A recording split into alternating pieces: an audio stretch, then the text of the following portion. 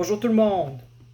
Aujourd'hui, j'aimerais faire un retour sur notre campagne qu'on a faite dans Thérèse de Blainville avec le PPC et ainsi que mon opinion sur la campagne fédérale en général. Et je dois vous dire que je crois qu'on n'a pas eu les résultats qu'on s'attendait, bien entendu, mais je crois nous avons fait beaucoup de travail malgré tout. Je crois qu'on, pour une première campagne, je suis fier de ce qu'on a accompli. On a fait beaucoup de porte-à-porte. On a fait beaucoup de dépliants. Et les gens qu'on a rencontrés, Désiré et moi, durant la campagne, ils nous ont très bien reçus. Ils ont aimé pour la plupart ce qu'on voulait avancer. Je crois que c'est un bon signe. Ça montre que les gens qui apprennent à nous connaître aiment nos positions. Et on doit, je crois, continuer à les faire connaître, pas seulement dans la circonscription, mais surtout partout à travers le Canada. Je crois que ça va être un des défis pour le Parti populaire. C'est de mieux se faire connaître en vue des prochaines élections. Dire que nous n'avions pas eu les résultats que nous espérons, c'est bien exact. On a eu 367 votes, ce qui est un vote de moins que ce que j'ai accumulé l'année passée durant ma campagne au niveau provincial. Je dois vous dire, cependant, que je suis très fier de mon candidat, Désiré Ounanian. On a travaillé fort ensemble. On s'est rencontrés très souvent pour planifier nos stratégies. Nous avons été aux 2 débats et nous sommes également été invités à la Chambre des commerces au Bois-des-Filions. Ce fut de très belles expériences, je dois vous le dire. On a pu rencontrer des gens, rencontrer les autres candidats. Nous avions, dans les 2 débats, nous avions les 5 des 6 candidats principaux. La candidate du NPD n'a pas assisté à aucun des débats. Je ne suis pas surpris qu'on sent que c'était une candidate parachutée. On l'a vu à la Chambre des commerces une fois. Puis j'étais un petit peu surpris. Madame Anna Walker, clairement, sa langue était principalement l'anglais. Donc là, elle ne parlait pas un français fluide, ce qui n'a rien de mal. Je veux dire, on a des anglophones à Montréal. Ce que je me demande, par contre, c'est pourquoi ils l'ont pas rajouté dans une circonscription autant francophone que ça. Et sans oublier, les pancartes du NPD dans notre comté ont été installées 1 mois après le déclenchement des élections. Donc, je les ai aperçus pour la première fois environ 10 jours avant le vote. Et j'ai été surpris, je dois dire. C'est le NPD, normalement, c'est un parti qui est fort. J'ai vu des pancartes partout ailleurs, mais dans notre circonscription, ça a pris beaucoup de temps. Sinon, le candidat du Parti vert, c'était Normand Baudet, qui était un ancien candidat de Québec solidaire. Je l'ai rencontré à un des débats. On n'avait pas vu de pancarte. Mais bon, dans les conservateurs, nous avions eu Marie-Claude Fournier, qui, je l'ai également rencontré à un des débats. Et elle m'a reconnu comme étant l'ancien candidat du Parti conservateur du Québec en 2018. C'est que j'ai été surpris. Je veux dire, je me fais pas reconnaître tant que ça. Là, partout où est-ce que je me promène. Et je préfère ça comme ça. J'ai pas envie d'être un peu tranquille, malgré tout. Donc, les libéraux, c'était le député sortant, Ramiz Ayoub, qui était également l'ancien maire de Lorraine à l'époque. Et bien franchement, je dois vous dire, je m'attendais à ce qu'il se fasse réélire. Mais, ouais, avec la grande remontée du bloc, ouais. Je suis pas surpris qu'il s'est fait défaire, mais je suis aussi surpris car ça semblait être un député quand même assez dur à battre, considérant que c'était, comme je viens de le dire, l'ancien député, pas député, mais l'ancien maire de Lorraine. Puis, ensuite, on a celle qui a gagné, la députée du Bloc, Louise Chabot. Et bien franchement, je suis déçu qu'elle a gagné, car c'est une candidate qui est complètement parachutée. Elle vient de Trois-Rivières. Parce que la raison pourquoi elle a perdu sa course à l'investiture et donc il aurait pu la parachuter dans une circonscription voisine. Mais non, il la parachute dans une circonscription à quasiment 3 heures de route d'ici. Donc mais le pire, c'est selon ce que l'ancien candidat du Bloc qui est à l'investiture d'Andrés de Blainville a dit, il a envoyé un communiqué de presse. Il se serait supposément même fait tasser pour qu'il mette Louis Chabot à sa place. Ça devrait vous en dire pas mal par rapport à comment est-ce que le Bloc choisit ses candidats. En tout cas, moi, je trouve ça déplorable. Il aurait pu la mettre dans une circonscription voisine, mais là, elle est élue députée dans une circonscription qu'elle, bien honnêtement, on va être honnête avec soi-même, elle ne connaît pas tant que ça. En tout cas, on va apprendre à la connaître, mais en tout cas, je peux pas dire que je me sens bien représenté par une candidate, par une députée qui vient d'ailleurs. Je veux dire, notre candidat, Désiré Mounanga, habite dans la circonscription depuis qu'il est au Québec, si je ne me trompe pas. Et il s'implique dans la communauté. Et je crois, bien franchement, que c'est quelqu'un de la circonscription qui aurait dû en porter, comme lui, comme mon candidat, Désiré Mounanga. Mais on verra comment est-ce que les choses vont aller, car peut-être qu'il sera encore candidat. Peut-être que je vais être candidat. On verra bien. Mais bon, dans Thérèse de Blainville, c'était une campagne assez spéciale. Il faut se rappeler que dans Thérèse de Blainville, c'est un comté qui change. Car il y a quelques années, quand la circonscription avait un nom différent, c'était une députée du NPD pendant la vague du NPD. Ensuite, on a eu le député libéral qui s'est fait défait. Et là, on a un député du Bloc. Une députée du Bloc, plutôt. Donc, peut-être qu'aux prochaines élections, ça va changer. Peut-être qu'on va avoir un député du PPC, député conservateur, peut-être un député vert, qui sait. Ça a l'air d'être une circonscription qui change beaucoup. Mais bon, sinon, ça c'était la campagne à Thérèse de Blainville. Je crois que ça a été une campagne intéressante. On a pu en apprendre beaucoup. Et je suis fier de ce qu'on a accompli.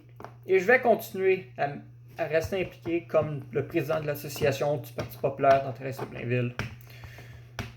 Sinon, ce que je pense de l'élection fédérale en général, le jour de l'élection, j'étais optimiste, mais je restais quand même... je ne prenais rien pour acquis. J'étais prêt à accepter n'importe quel résultat qu'on allait avoir. J'étais prêt à accepter que Maxime Bernier se fasse défaire dans son comté. Pour se faire défaire, mais se fait battre dans son propre comté. Et c'est ce qui est arrivé. C'est dommage, considérant qu'il a bien représenté les Beaucerons pendant 13 ans. Mais en même temps, je crois que ce qui lui a fait mal, c'est qu'il s'est opposé à la gestion de l'offre. Et en Beauce, il y en a pas mal des agriculteurs. Hein? Mais je crois qu'il s'est opposé à ça. Et avec raison, il doit continuer. Car je crois que la gestion de l'offre, c'est pas un truc qui est là pour rester. On s'entend. Mais ce qui m'a surpris, c'est qu'on a vu des candidats comme Renata Ford, Salim Mansur et Stephen Fletcher avoir aussi peu de votes que ça. On s'entend. C'était des candidats qui avaient de bonnes chances de gagner.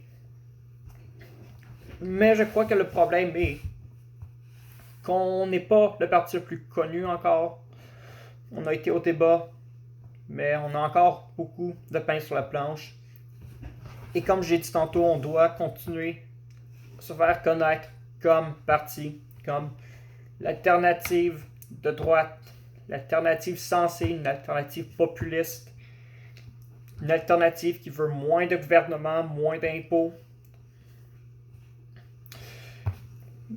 Mais ce qui m'a surpris, par contre, par rapport aux autres partis, j'ai été surpris de voir les résultats du Parti vert. Ils ont été capables de faire élire quelqu'un au Nouveau-Brunswick et ça m'a choqué. Je croyais qu'ils étaient seulement forts en Colombie-Britannique, mais je crois que l'élection du Parti vert, c'est un message qui nous dit que le Parti vert pourrait devenir un parti encore plus fort à l'avenir et on doit les surveiller de près. Surtout avec la démission d'Elizabeth May.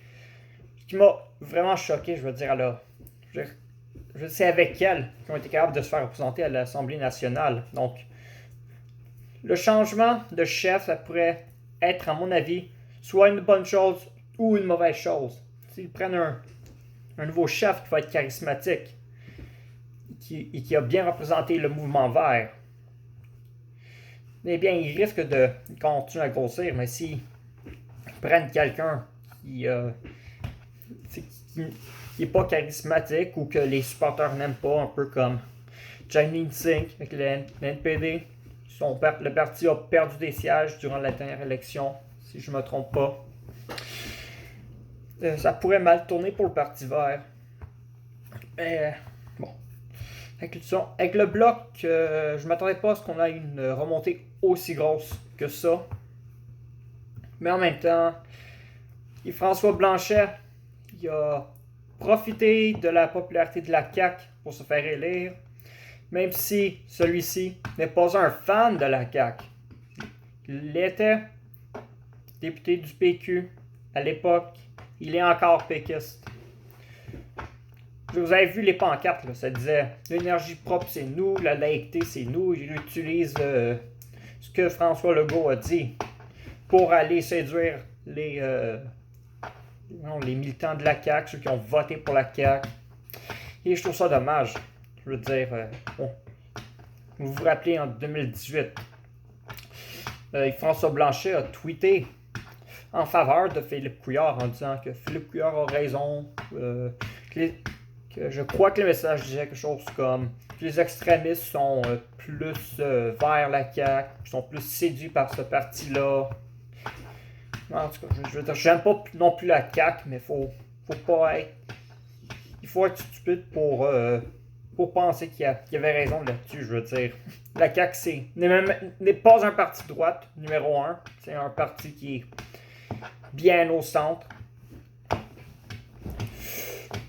Mais bon, ils ont remporté 32 comtés au Québec. Il ne faut pas oublier, 32 comtés, ça ne constitue pas la moitié des circonscriptions au Québec. La majorité des comtés du Québec n'ont pas voté pour le Bloc. Donc, il y a encore une chance que le Bloc se tire dans le pied et perd des sièges aux prochaines élections. Car ça a été une certaine vague. Ça n'a pas été une aussi grosse vague que la vague caquiste de 2018, mais ça a été quand même une vague du Bloc. Mais je crois pas que ça va être difficile que le Bloc se tire dans le pied. Car là, s'il commence à parler contre ce que le Legault fait, on sait que Blanchet n'aime pas Legault, comme je l'ai dit. Vous pouvez être sûr que beaucoup de gens qui ont voté pour le Bloc vont aller voter pour autre chose s'il se met à critiquer Legault. Ce qui risque d'arriver, bien franchement. Sinon, le NPD, je veux dire, j'ai pas grand chose à dire sur le NPD. Je veux dire, ils n'ont pas fait la meilleure campagne. Ils n'ont pas. Même une des moins bonnes campagnes que j'ai vues, là, je veux dire. Jagmeet Singh m'a pas impressionné du tout. Par contre, je dois dire qu'il y a une chose qu'il a dit que je suis d'accord avec lui. Qu'au débat, il a dit au chef du Bloc qu'il n'a pas le monopole sur le Québec. Et il a raison. Comme je l'ai dit, là, c'est pas tout le Québec qui a voté pour le Bloc. Il y a des endroits qui ont voté conservateurs, des endroits qui ont voté libéral. Puis il y a un comté qui a voté NPD, le comté d'Alexandre Boulris. Mais sinon, je crois que ça n'a pas été une bonne élection pour le NPD. Les conservateurs, oh boy, les conservateurs. J'ai beau être conservateur au niveau provincial, mais Andrew Scheer ne me convainc pas trop. Je veux dire, au début, disons en octobre 2018, j'étais neutre entre Bernier et Andrew Scheer. Par contre, j'ai toujours un peu plus préféré Bernier. Je crois que les deux situations qui étaient vraiment le last straw pour moi, qui m'ont juste complètement fait arrêter de voir Scheer comme étant un véritable conservateur, c'est lorsqu'il s'est montré comme étant un centriste pragmatique, plutôt qu'être confortablement à la droite conservatrice comme Harper. Et lorsqu'il a dit que les niveaux d'immigration de Trudeau sont raisonnables, c'est 350 000 par année. Donc c'est pas raisonnable. 350 000, c'est beaucoup. On a beaucoup plus d'immigrants que plusieurs autres pays. C'est pour ça que je suis d'accord avec Bernier. On doit réduire l'immigration. Vous savez, entre 100 000 et 150 000, et avoir un meilleur focus sur les immigrants économiques. Quand je veux dire, c'est bien beau qu'on ait des réfugiés, mais on a besoin aussi de gens qui sont capables de nous aider, de faire avancer le Canada comme pays et de nous faire continuer d'être un pays qui avance. Mais Justin Trudeau, je suis bien surpris qu'il ait capable de rentrer, parce que bien franchement, même si je n'aime pas Andrew Scheer, j'étais sûr que c'était lui qui allait rentrer. J'étais sûr qu'il allait rentrer malgré ça, malgré que c'est on va se le dire, c'est un conservateur mou, sans saveur, un peu comme François Legault, à quelque part. Je veux dire, on n'a pas besoin de gens centristes qui prétendent être à droite, qui sont des leaders mous. Je crois qu'on a besoin de quelqu'un comme Bernier qui n'a pas peur de faire brasser la machine, n'a pas peur de dire ce qu'il pense, n'a pas peur de se tenir debout contre le mondialisme et toutes ces menaces-là. Mais Trudeau, je ne m'attendais pas à ce qu'il rentre. Puis, je veux dire, la rentrée minoritaire, mais même à ça, je veux dire, j'étais vraiment surpris qu'il rentre. Il a perdu des sièges, mais il en a gardé assez pour rester premier ministre. Je ne sais pas quand est-ce que les prochaines élections vont être. Je veux dire, il est en gouvernement minoritaire. Généralement, ça va être dans 2 ans, comme si on est en minorité, mais certains me disent peut-être que ça va être en 4 ans, donc on verra. Mais en tout cas, c'est inutile de le dire. Ce qui m'a le plus surpris durant la campagne électorale, c'est que Bernier a perdu son siège.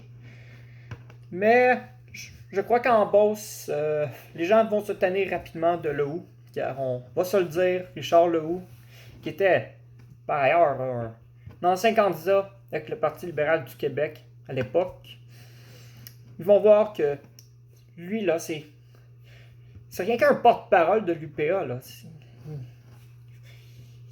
Vous savez, la raison pourquoi ce qu'il a gagné, c'est parce que les gros agriculteurs sont allés voter pour lui, là, contre Maxime Bernier.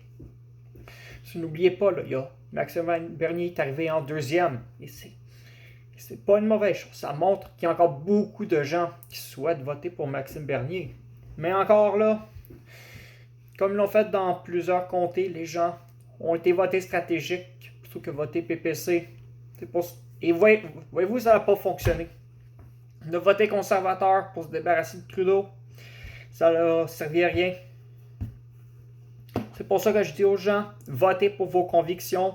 Arrêtez de voter stratégique. Vous allez juste continuer à vous tirer dans le pied en faisant ça. Là, je crois que les élections de 2019 ont montré, bien sûr, il y a des gens qui sont vraiment des sympathisants conservateurs. C'est correct. Il y a beaucoup de gens qui aiment Maxime Bernier, sont allés voter conservateur de peur qu'il allait diviser le vote. Puis regarde où est-ce que ça l'a mené. Là.